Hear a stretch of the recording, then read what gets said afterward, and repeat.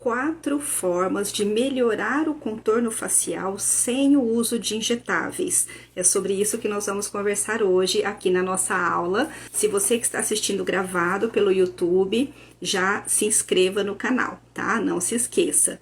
Eu sou a doutora Francine Livramento, para quem ainda não me conhece, eu sou fisioterapeuta, especialista em tratamentos faciais, rejuvenescimento facial. Então, vamos lá.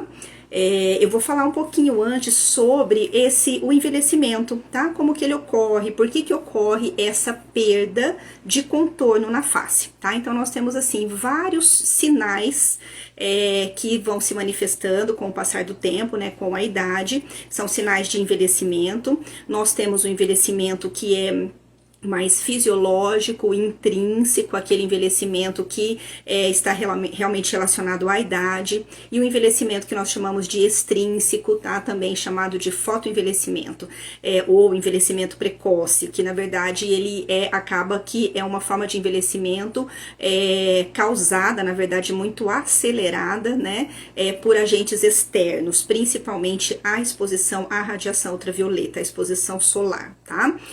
Então, aí dentro desse quadro nós temos, né, alterações de textura da pele, então a pele que passa a se apresentar mais enrugada, desde rugas mais finas, superficiais, até rugas mais profundas, né, sulcos realmente em algumas regiões, de mímica mais evidente, de peles mais espessas, tá? Aí nós temos também alterações de pigmentação, principalmente as melanoses solares, e a flacidez, tá? Então esses são os três grandes pontos, né? As 3 principais alterações da pele envelhecida, principalmente fotoenvelhecida, quando nós incluímos as melanoses, tá? Então, uma pele que envelhece fisiologicamente, sem grande exposição aos agentes externos, ela vai apresentar uma flacidez, tá? Vai apresentar rugas decorrentes da mímica, e isso de uma forma mais lenta, mais gradativa. Com a exposição exagerada à radiação ultravioleta e outros agentes, como poluentes, substâncias que às vezes, né, de cosméticos, de tratamentos, que a pessoa agride muito a pele, não cuida, não repõe barreira, utiliza muita maquiagem e não remove, tem muitos fatores, né, que influenciam a pessoa que permanece muito tempo em ar-condicionado, então essa pele está sempre, né, mais desidratada. Então a luz solar é o principal agente, o mais agressivo, seguido do tabagismo, né, pacientes fumantes, e depois todos estes outros fatores. Então, quando nós falamos em fotoenvelhecimento, aí eu já tenho também um quadro de elastose, a presença das melanoses, mais desidratação, mais perda de viço, pele mais opaca, né? Então eu tenho um quadro aí já mais abrangente e que acontece de uma forma precoce, tá? Então, muitas vezes, nós observamos, né, pacientes jovens que naturalmente iriam apresentar uma determinada ruga já em uma idade mais avançada, mas lá, às vezes, antes dos seus 30 anos, ele já está apresentando, assim como as alterações de pigmentação, tá? Então, é por exposição, realmente não está relacionado à idade. E aí, dentro de todo esse contexto, nós temos a flacidez, né? Então, a flacidez, ela faz parte tanto do envelhecimento intrínseco, fisiológico, quanto o extrínseco, né, o fotoenvelhecimento, mas no caso do fotoenvelhecimento, nós também observamos que ela surge mais cedo, né, então dessa forma precoce, e também de uma forma mais agravada pela elastose solar, tá? A elastose solar é caracterizada por um acúmulo, tá, de tecido elástico destruído pela radiação ultravioleta. E nesta região, clinicamente, observa a pele com a presença de linhas muito profundas, marcadas, muitas vezes formando até um quadriculado em áreas que não são tão características de presença de rugas, porque eu não tenho tanta mímica, né? Então, quando eu falo em rugas mais decorrentes de mímica, é claro que elas também podem ser aprofundadas e agravadas pela exposição, né, ao sol sem cuidados, a região frontal, né, então aqui essa região, tá, das linhas frontais, corrugador de supercílios, né, ou aqui a glabela, orbicular dos olhos, orbicular dos lábios, sulco nasogeniano, tá? Até uma linha pré-papada, né, por conta de alguns movimentos, mas outras áreas, né, como esta região lateral aqui da face, né, do músculo bucinador aqui não é tão comum, tá?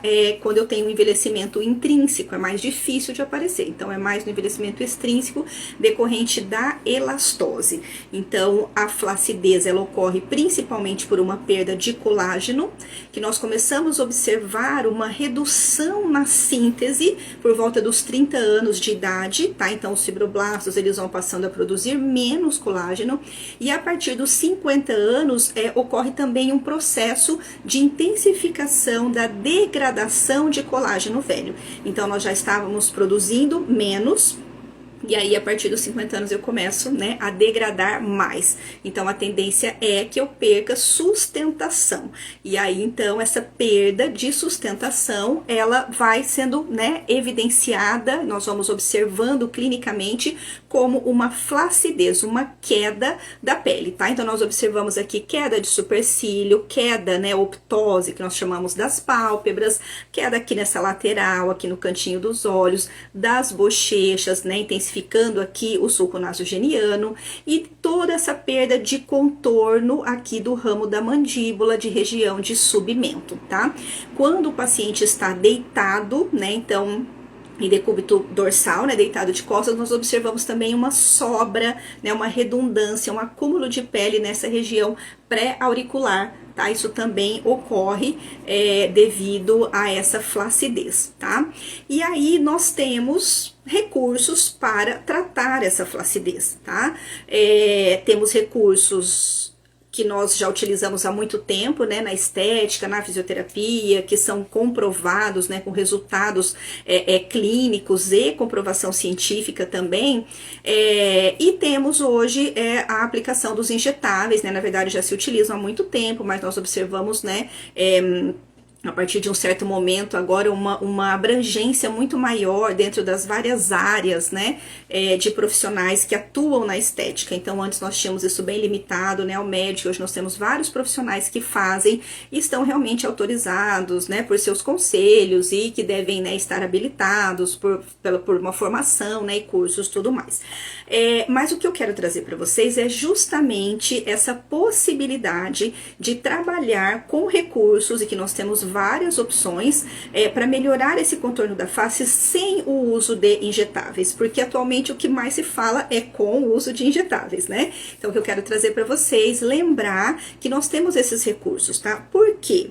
Nem todos os profissionais, nem todos os pacientes tem essa afinidade pelos injetáveis, né? Então, eu conheço várias ex-alunas, assim como eu, né, que não trabalham com injetáveis, e várias que não têm interesse, tá? Porque elas já atuam com, né, certos recursos, com resultados satisfatórios.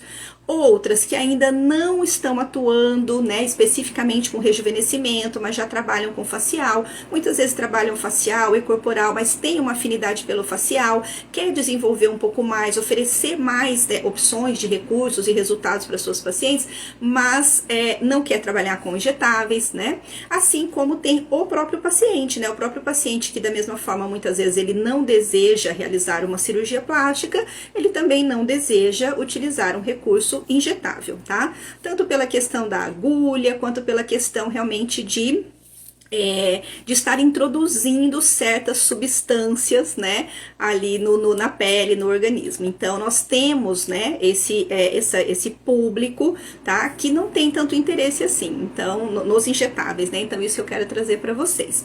E aí nós vamos, então, comentar um pouquinho agora sobre cada uma dessas 4 formas, né, ou 4 recursos para melhorar esse contorno facial, tá?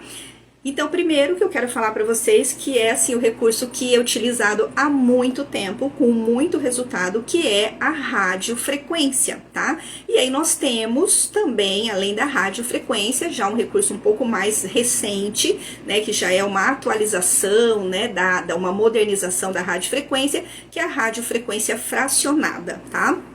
Então, a radiofrequência, ela vai atuar, na verdade, todos os recursos, eles atuam com um objetivo muito semelhante, tá? Todos esses que eu vou dizer para vocês. Mas, os mecanismos de ação, o recurso, né, físico utilizado é diferente, tá? Então, a radiofrequência, ela utiliza ondas eletromagnéticas que produzem um calor profundo quando aplicado na superfície da pele, tá? Então, eu tenho um aplicador, um cabeçote que emite essas ondas, né, eletromagnéticas, e que quando eu aplico sobre a pele, sempre utilizando um meio de contato, tá? Que vai ser de acordo com a orientação do fabricante do equipamento, eu devo atingir uma eu devo atingir uma temperatura na superfície que fica entre 40 e 43 graus, tá? Que isso vai ser aferido com um termômetro infravermelho ou alguns equipamentos já trazem, né, ali dentro do seu sistema, tá? Essa temperatura, ela é a temperatura referida como uma temperatura que vai estimular uma termocontração do colágeno, tá? Então, quando eu aplico essa temperatura na superfície de 40 a 43, internamente eu estou produzindo um calor entre 57 e 60 graus, tá? Essa termocontração do colágeno inicial vai estimular um reparo tecidual, porque eu promovi uma lesão térmica, e este reparo tecidual é realizado pelos fibroblastos, produzindo colágeno principalmente, tá? Inicialmente um colágeno tipo 3, que depois ele vai, né, passando pelo seu processo de maturação e evoluindo para o colágeno tipo 1, que é o que nós mais desejamos, tá? Que é o mais duradouro.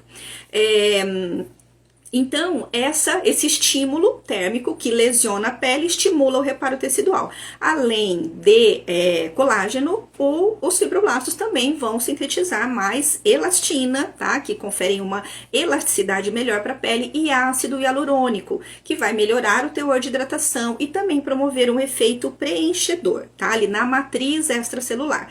Então, ali naquela pele, né, mais madura, que já estava apresentando esses sinais, né? Aquela redução na síntese, e uma degradação maior, aí se essa pessoa já tem mais de 50 anos, eu vou estimular essas células para que elas venham a produzir mais colágeno novamente, tá?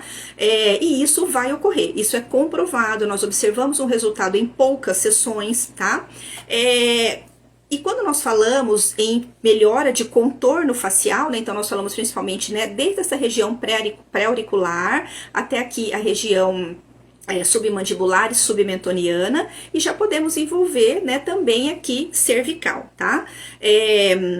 Nessas regiões, eu só tenho que ter um cuidado com a radiofrequência para não aplicar sobre tireoide, tá? Que é na região anterior aqui do pescoço, mas nas outras regiões nós podemos, apesar de saber que, na verdade, ela vai estar exposta, né? Quando nós dizemos assim, quando eu digo que a radiofrequência eu não devo realizar em uma paciente gestante, e até a profissional gestante deve estar a uma distância de 15 metros do gerador de radiofrequência. Então, se eu estou realizando na face, né, na região lateral da cervical, a tireoide está exposta, mas mesmo assim, nós costumamos não aplicar diretamente sobre ela, tá? Então, aqui para esta região, digamos que eu tenho uma área flácida ali na região anterior do pescoço, eu vou precisar utilizar um outro recurso, tá? E aí nós temos a radiofrequência fracionada, que eu tenho essa mesma radiofrequência, ondas eletromagnéticas, mas o meu aplicador é diferente. É um aplicador em forma de agulhas, tá? Então, eu tenho um aplicador linear, que tem, né, uma linha de agulhas, e um aplicador que é uma ponteira quadradinha, e que eu tenho ali fileiras de agulhas, tá? Então, dependendo da área, né, da lesão que eu vou tratar, um é mais interessante do que o outro. Se eu vou tratar, por exemplo, rugas, eu posso tratar especificamente com esse linear. Se eu vou tratar uma área, né, de flacidez mais abrangente, com as fileiras de agulhas é melhor, tá? Você vai conseguir um resultado muito mais rápido. Eu posso associar, eu posso fazer de uma forma geral com o aplicador e depois mudar para a área das rugas, tá? Qual é a diferença? Com estas agulhas, tá? Então, eu vou introduzir as agulhas na pele e aí eu vou promover o disparo da radiofrequência. Então, esse disparo já não é na superfície, como a radiofrequência convencional. Já vou estar, né, emitindo essa onda eletromagnética, essa radiofrequência, mais profundamente. Porque, gente, esse estímulo que eu quero produzir precisa ser dérmico, concordam? Eu preciso atingir a derme, porque é lá na derme que se encontram os fibroblastos, que são essas células que vão produzir esse colágeno, elastina e o ácido hialurônico, tá? Então, não adianta que esse estímulo seja somente superficial. Com o aplicador convencional, eu consigo um estímulo dérmico, depende da profundidade, isso depende do aplicador, né, de cada fabricante. Então, por exemplo, eu tenho fabricantes que têm um aplicador que emite, tá, a onda eletromagnética central, fechando um campo com o próprio corpo do paciente. Isso faz com que a radiofrequência seja mais profunda, atingindo até tecido adiposo, pode ser utilizado até para gordura localizada, tá? Já quando eu quero trabalhar a derme, é uma aplicação mais superficial. Então, eu tenho, né, também aplicadores que tem uma área central que emite a radiofrequência e um anel em volta que faz uma curvatura, tá, dessa onda, não deixando aprofundar tanto, então fica a nível de derme. Tá? Então, por mais que eu aplico na superfície, aplico sobre a epiderme, tá, por conta do meio de contato e por conta da modulação desse equipamento, ele não vai causar uma lesão térmica. É claro que eu preciso controlar a temperatura. Se eu ultrapassar daquela temperatura entre 40 e 43, ele vai queimar a superfície, tá? Mas respeitando, né, estes parâmetros e a técnica correta, não ocorre queimaduras. E ele promove esse estímulo profundo. Mas eu estou aplicando na superfície. Quando eu venho com a fracionada, eu coloco lá mais próximo do meu alvo, tá? E além disso, os próprios pontos, tá? Essas ponturações das agulhas do aplicador também favorecem um reparo tecidual, tá? Então, observem que o objetivo é lesionar uma lesão térmica e aqui também uma lesão mecânica, né? Com as agulhas, que vão estimular um reparo tecidual. E quando eu falo em reparo tecidual, eu estou intensificando síntese de colágeno, elastina, ácido hialurônico para recuperar, para reparar, né? E no caso, quando nós respeitamos todos esses parâmetros, regenerar o tecido, ou seja, substituir todo aquele tecido, aquelas células que foram lesionadas por tecidos idênticos, né? E substâncias idênticas às originais, tá? E aí então eu vou observar essa melhora de sustentação, tá? Uma melhora de tônus dessa pele e uma melhora de trofismo também. Essa pele vai ficar mais vascularizada, então uma chegada maior de nutrientes, né, e oxigênio também. Aí nós vamos para o segundo recurso, tá? O segundo recurso é o microagulhamento, tá? Então, o microagulhamento, semelhante a essa ação da radiofrequência fracionada sem a radiofrequência, né? Então, eu tenho somente as agulhas, tá? Seja de uma forma mecânica ou de uma forma elétrica, né? Mecânico com roller, a forma elétrica com a Dermapen, eu vou estar promovendo essas várias micropunturas na pele, seja pelo rolamento, né, de um dispositivo, do microagulhamento mecânico, seja pelo deslizamento de uma Dermapen, eu estou promovendo várias micropunturas na área tratada e isso vai gerar um processo inflamatório também, tá? E o reparo tecidual. Então, se lembram que antes do reparo tecidual eu tenho a inflamação. Então, eu estou sempre desencadeando um processo inflamatório. E aí, dentro de todas aquelas fases da inflamação, uma delas já é chamada de fase produtivo-reparativa. Então, ali no próprio processo inflamatório, eu já começo a reparar esse tecido que foi agredido, tá? E aí, com isso, eu estou produzindo mais colágeno, elastina, ácido hialurônico, tá? Então, o microagulhamento, ele tem esse outro mecanismo, mas o objetivo é o mesmo, desencadear o processo inflamatório a partir de uma lesão para que eu tenha um reparo tecidual, uma regeneração e o aumento na síntese destas proteínas, né, pelos fibroblastos. E aí, consequentemente, também melhora o tônus, melhora a firmeza dessa região, então eu reduzo a flacidez e melhoro o contorno facial, tá? Então, o microagulhamento é uma técnica muito interessante. Eu não tenho essa restrição com relação à tireoide. E um outro ponto que é bem interessante é que eu posso associar, além da técnica, tá?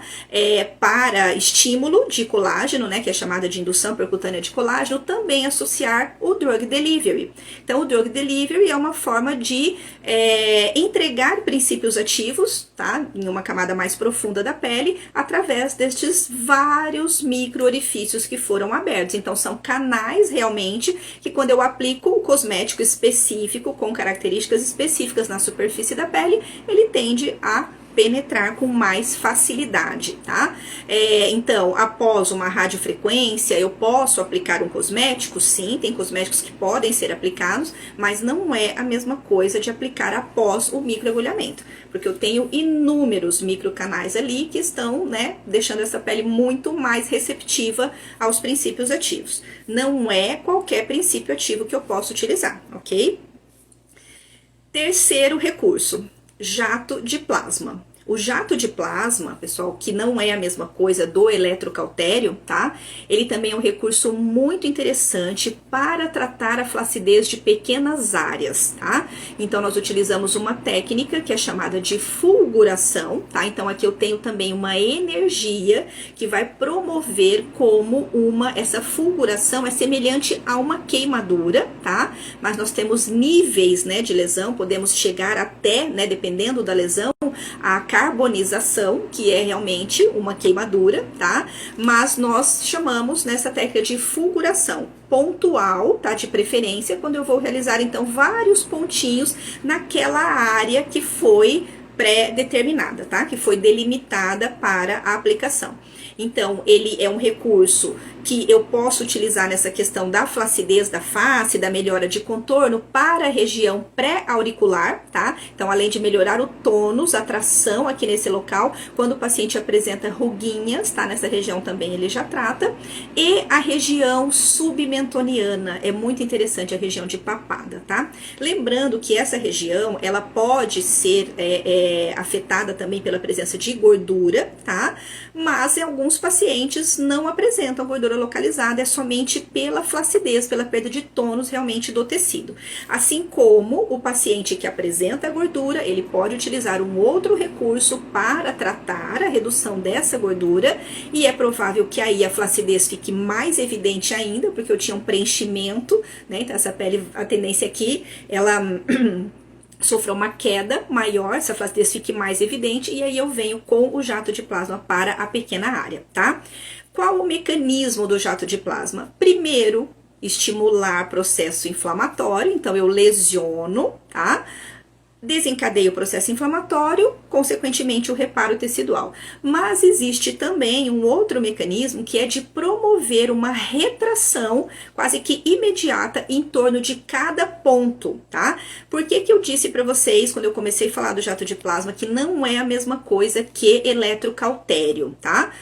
Porque o eletrocautério, ele promove uma lesão mais agressiva, uma lesão com remoção de tecido, então existe até um risco maior, né, em peles com um fototipo um pouco mais alto de HPI, e a retração em torno dos pontos é menor do que no caso do jato de plasma. Então, o jato de plasma, ele promove uma lesão mais delicada, sem remoção de tecido, com um risco muito menor de HPI e com uma retração maior em torno dos pontos. Se eu faço uma retração maior em torno dos pontos, eu melhoro o tônus dessa pele também, ok?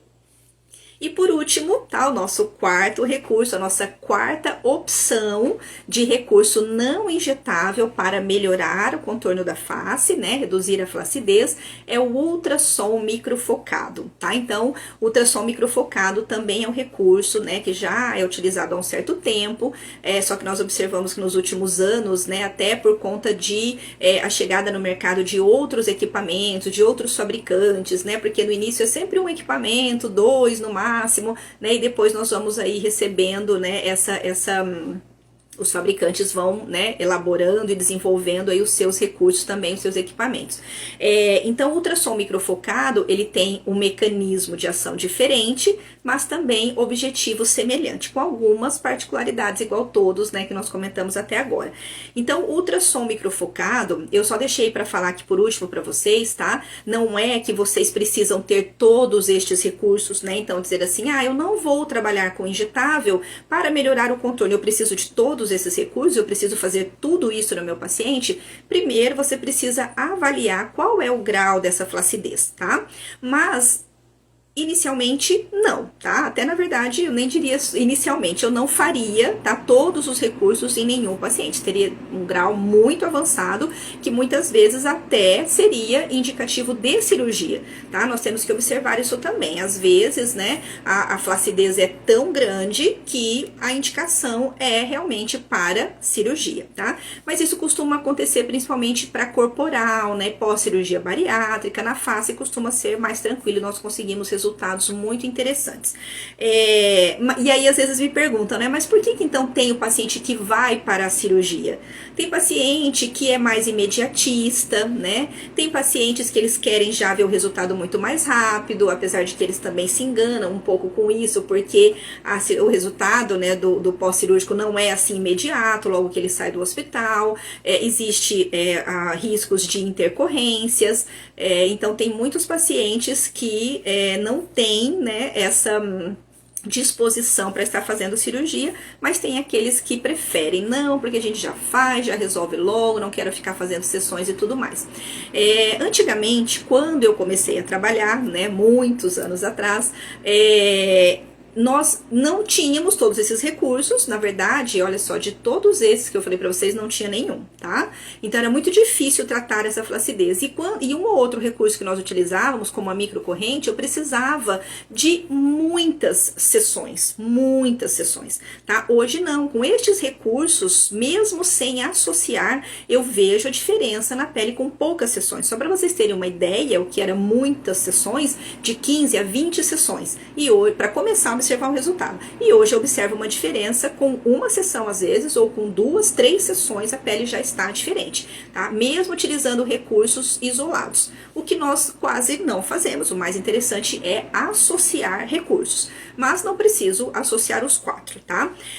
Por que eu deixei por último aqui ultrassom microfocado? Porque de todos esses recursos, ele é aquele mais caro, que exige um investimento maior. Você pode trabalhar com equipamentos, né, de locação, mas no caso de uma aquisição, ele é um equipamento realmente mais caro. E nós conseguimos excelentes resultados e podemos associar os 3 outros anteriores, tá? Inclusive, eu até tenho um tratamento, né, um protocolo de tratamento que eu chamei de rejuvenescimento de alto impacto 360 graus, onde eu associo estes recursos que nós já falamos até então, né, radiofrequência, microagulhamento, jato de plasma, tá? Peeling plasma para melhorar a textura da pele. Então, o ultrassom microfocado realmente é muito eficaz, tá? Mas ele tem, né, essa questão do investimento muitas vezes, principalmente para quem está começando. Eu tenho muitos alunos que me procuram, né, e pedem dicas com relação ao que comprar, ao que adquirir, porque estão iniciando. Mas vamos lá, tá? Qual é o mecanismo do ultrassom microfocado e quais os seus diferenciais? Então, ele aplica ondas ultrassônicas, tá? Como o próprio nome já diz, de forma muito pontual, né? Então, microfocada, promovendo também um calor, tá? Entregando uma energia térmica que vai também lesionar o tecido, semelhante à radiofrequência, tá? Mas o recurso físico, né, na radiofrequência são ondas eletromagnéticas e no ultrassom são ondas ultrassônicas, tá? Esse calor que ele entrega internamente pode chegar a 60, 70 graus, então ele vai promover uma coagulação, uma desnaturação, tá, de fibras, e depois além da neoformação de colágeno, também uma reestruturação, inclusive daqueles depósitos que eu comentei com vocês, que nós observamos na elastose, né? Então, depósitos de fibras elásticas degradadas, de fibras colágenas velhas. Então, ele além de estimular a neoformação, né, de novas fibras colágenas, também reorganiza essas fibras, tá? De todos estes recursos, a gente poderia dizer que ele é o mais desconfortável, tá? Também a radiofrequência, o paciente sente um calor, às vezes em alguns pontos, né, um calor a mais, ele tira um pouquinho o rosto. No caso do microagulhamento também, não vamos dizer que não dói, não é nada insuportável, mas nós utilizamos anestésicos, tá? O anestésico é opcional, às vezes tem pacientes que toleram, dependendo do comprimento da agulha que você vai trabalhar e tudo mais. O jato de plasma exige o uso de anestésico, tá? No caso do ultrassom, né, microfocado, também, mas existe sim, né, mesmo assim um desconforto a mais, tá? Mas o resultado é muito mais rápido, né? Então, enquanto com os outros nós observamos essa melhora, né, de 2, 3 a 5 sessões, ultrassom microfocado, dependendo do nível dessa flacidez, você pode observar uma resposta com uma única sessão, tá? Você vai observar uma resposta com uma única sessão. Então, o outro diferencial dele é que ele consegue trabalhar de forma mais profunda, tá? Então, ele vai promover esse estímulo dérmico, tá? Que a radiofrequência faz, o microagulhamento, o jato de plasma, mas ele também vai promover um estímulo e uma estrutura que nós chamamos de SMAS, tá? SMAS, que é o Sistema Músculo-Aponeurótico Superficial. Então, isso traz uma diferença muito grande para essa região de contorno e também região cervical, tá? Então, olha só a quantidade, né, vários recursos que eu posso utilizar de forma isolada, tá? E também de forma associada, desenvolvendo planos, né, de tratamento, protocolos e planos de tratamento onde eu posso associar. Lembrando que eu ainda tenho o preparo, que eu posso utilizar peelings químicos, peelings mecânicos, eu tenho as hidratações cosméticas, eu tenho o skincare, né, o skincare tópico que o paciente vai aplicar em casa, o skincare oral, né, que o paciente vai tomar em casa. Então, nós temos muitos recursos aí para tratar o envelhecimento, rejuvenescer a pele, mais especificamente hoje nós estamos falando sobre essa questão, né, de recuperar o contorno facial. Nós temos vários recursos, tá? Que não são injetáveis. Então, vocês observaram que todos eles acabam estimulando um processo inflamatório por conta de uma lesão prévia, uma lesão programada, controlada, né, dentro de parâmetros dos recursos, dos equipamentos, das técnicas. Aí eu tenho o processo inflamatório, que é uma resposta do meu organismo, né, do tecido vascularizado que foi agredido, e depois eu tenho o reparo tecidual, tá? Então, com o reparo tecidual que eu vou melhorar, então, né, a condição, né, o tônus, a firmeza dessa pele. Cada um tem um mecanismo de ação diferente, porque o agente físico que vai promover a lesão é diferente, as técnicas são diferentes, tá? O que permite ser associados dependendo de como você programa, como você elabora o seu plano de tratamento. Muitas vezes, né, você não vai poder utilizar todos na mesma sessão, tá? Tem que ter um intervalo entre elas, né, e tudo mais. Então, tem outros pontos, né, que nós podemos conversar em uma outra oportunidade, tá?